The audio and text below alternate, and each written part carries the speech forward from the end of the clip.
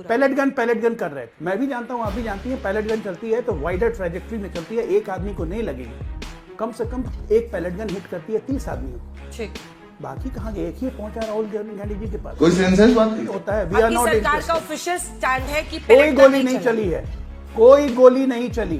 वाह बेटा, लगता है तुम गू खा के ही मानोगे। पैलेट गन चली, इसका हवाला रिपोर्ट्स दे रही हैं। पहले जितेंद्र सिंह ने सदन में डिनाई किया, फिर इस सरकार ने माना चली, और अब ये फिर से डिनायल करेंगे टीवी पर बैठकर और झूठ बोलेंगे। तुम्हें शर्म है कुछ? जिसका आंख गया, जिस लड़की का कान गया, जो एक लड़की वेंटिलेटर पे पहुंची, वो किसके चलते पहुंची?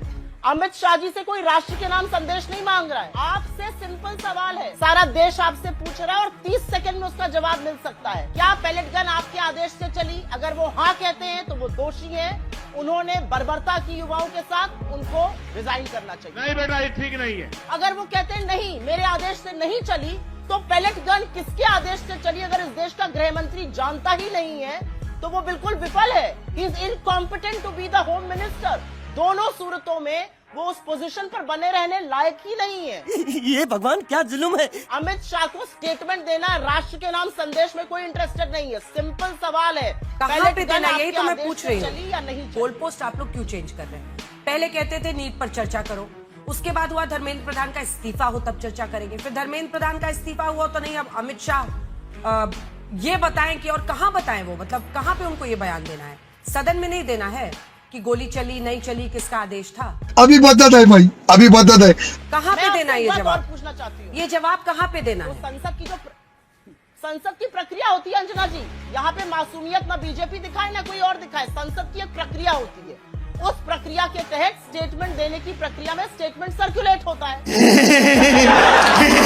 आप एक सवाल का जवाब दीजिए। अगर उस सवाल का जवाब देने के बजाय आप राष्ट्र के नाम संदेश देना चाहते हैं, कोई इंटरेस्टेड नहीं। 20 दिन से नादारत थे अपने, कह रहे मैं चेंबर में बैठता था। चेंबर से सदन चल रहा है, इस देश के चुने हुए सांसद सदन में बैठे, आप चेंबर में बैठकर क्या कर रहे थे?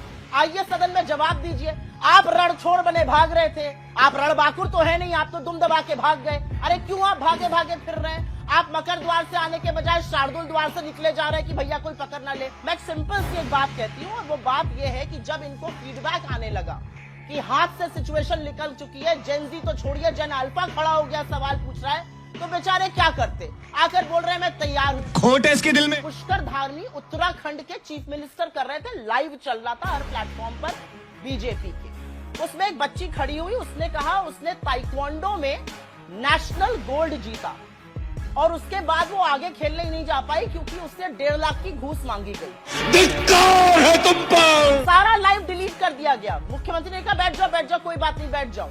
उसको बिठा दिया गया, सारे वीडियो डिलीट कर दिए गए। क्यों ऐसा किया गया? तो इसका आंसर तो नहीं आता मुझे। आप बच्चों के भविष्य की बात करिएगा। बच्चे खड़े होकर आपसे पुस्तक और पोषण की बात कर रहे हैं। आज का वीडियो है अंजना जी, इधर उधर का नहीं, आज का वीडियो है। मैहर, मध्य प्रदेश के मैहर, जहां पर ये 22 साल से सत्ता में है, वहां पर बच्चे को नमक रोटी मिल रही है। और उत्तर प्रदेश से 2 बार से सत्ता में है, वहां पर सूखा चावल हरदोई में खाने को मिल रहा है। ससुर, ये इनकी असलियत है। इन बातों का जवाब देंगे, इधर उधर की बात न करें। Nobody is interested in address to the nation, ये असलियत है। मजा आया।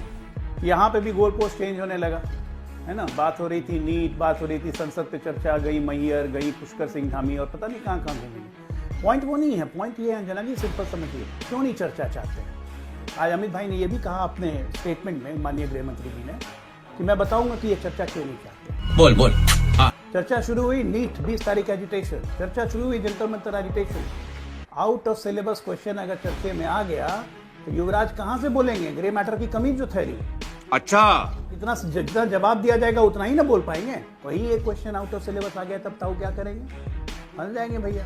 अब गर्दा उड़ेगा भैया। उत्तराखंड का मुख्यमंत्री बैठा है, लाइव वीडियो में लड़की ने बताया नेशनल के बाद मैं खेल नहीं पाई क्योंकि मुझसे 1.5 लाख की घूस मांगी गई।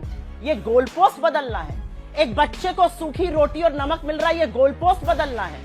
सूखा चावल बच्चों को खाने को हरदोई में दिया जा रहा है, ये गोल पोस्ट बदलना है। अरे बाप रे, ये तो धोती खोल रहा है। असल में तो दिक्कत क्या है, सिलेबस में इनके जेन-ज़ी था, सिलेबस के बाहर से जेन अल्फा आ गया। जेन अल्फा हमीरपुर पहुंच गया उत्तर प्रदेश में, डीएम के कार्यालय पर। सड़क नहीं बनेगी, हम जाएंगे नहीं। जयपुर में छात्रों ने आके बाहर कहा जब तक पंखा नहीं लगेगा तब तक हम हटेंगे नहीं। जो मूक बधिर छात्र हैं वो तक अपने पीने के पानी की डिमांड की करने लगे। नंगा करके नहला रहा। युवाओं ने रास्ता दिखाया, युवाओं ने निर्भीकता से इस सरकार से सवाल पूछा और आज जेन अल्फा भी इनसे सवाल पूछ रही है। और यहाँ पर बैठे हुए लोग बच्चों के साथ हुई इस बर्बरता, बच्चों के कुपोषण, बच्चों के अन्याय पर कह रहे हैं गोल पोस्ट चेंज करना। अगर ये गोल पोस्ट चेंज करना है तो यही गोल पोस्ट रहेगा जहां पर आपकी अकर्मण्यता, आपकी विफलता दिखाई जाएगी। मुझे कैसे भी करके निकाल मेरे भाई, मैं फंस गया हूँ यहाँ। जितना पैशनेटली आप बात कर रही हैं, एक बार उस बच्चे के लिए भी बोल दीजिए जो वहां पर 2 बच्चों की तबीयत बहुत बिगड़ गई रांची में, उतना ही पैशनेटली बोल दीजिए उनको भी अस्पताल ले जाने की नौबत आई रांची में। वैसे ही देवेंद्र नाथ महतो भी आईसीयू में है इस वक्त। तो वो गुस्सा जो है जेनजी के लिए वो वहां पर क्यों गायब हो जाता है सुप्रिया जी? Good question. बिल्कुल गायब नहीं हो जाता। जब मेरे लीडर ने, जब लीडर ऑफ ऑपोजिशन ने बोल दिया मुझे किसी भी कीमत पर कोई भी तरह का बल बर्दाश्त नहीं है, चाहे वो झारखंड में हो या हमारी किसी और सरकार में, तो मैं उसी पैशन से बोलूंगी। क्यों नहीं बोलूंगी मैं? युवा चाहे झारखंड में हो, चाहे कर्नाटक में हो, चाहे तेलंगाना में हो, चाहे बीजेपी शासित किसी राज्य में हो, युवा के ऊपर बल पूर्वक कोई भी कार्यवाही नहीं की जा सकती। ये बड़ी अच्छी बात कही आप। 2-4 पेपर लीक नहीं हुए हैं, 152 पेपर लीक हुए हैं बीजेपी की नाक के नीचे। क्या बात कर रहे हैं बाबा? उसका ब्यौरा कब दिया जाएगा, उसका जवाब कब आएगा? उतने ही पैशन से मैं पूछना चाहती हूँ, 7.5 करोड़ छात्रों पर इसका प्रभाव पड़ा है। 152 पेपर लीक करके यहाँ बैठकर ज्ञान बांटा जाएगा? ये आएंगे हमें अजय आलोक जी जवाब दीजिए। अजय आलोक जी, थोड़ी शर्म करो। ये तो लेने के देने पड़ गए। बात कर रहे हैं। अब मैं 2-3 बातें बस कह रहा हूँ झारखंड के बारे में। ख्यांते को किसने अपॉइंट किया, किसके कहने पे? हमको नहीं पता। ये शोध का विषय है। मैडम के कहने पर अपॉइंटमेंट हुई थी ख्यांते साहब की, ठीक है ना? ख्यांते कौन साहब ने क्या मैडम? किया? कौन मैडम? सोनिया गांधी, ऑब्वियसली। इसमें कौन सी नई बात है? देखिए ये है इनका चरित्र, राष्ट्रीय चरित्र। मुझे बताइए, झारखंड आंदोलन में 5.5% की आबादी है, ऐसा एक भी पादरी दिखा आपको झारखंड के आंदोलन में?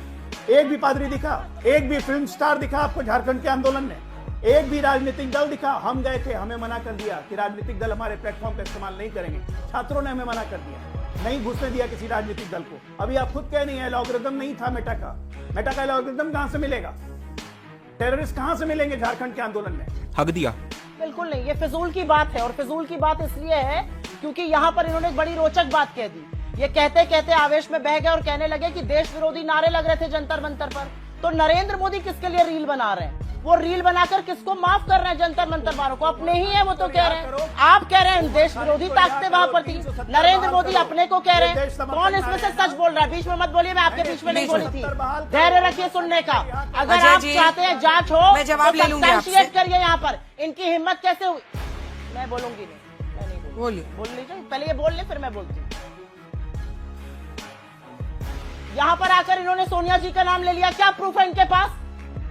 जबानी जमा खर्च करना है, कोई प्रूफ नहीं है। आके कोरी बकवास करनी है।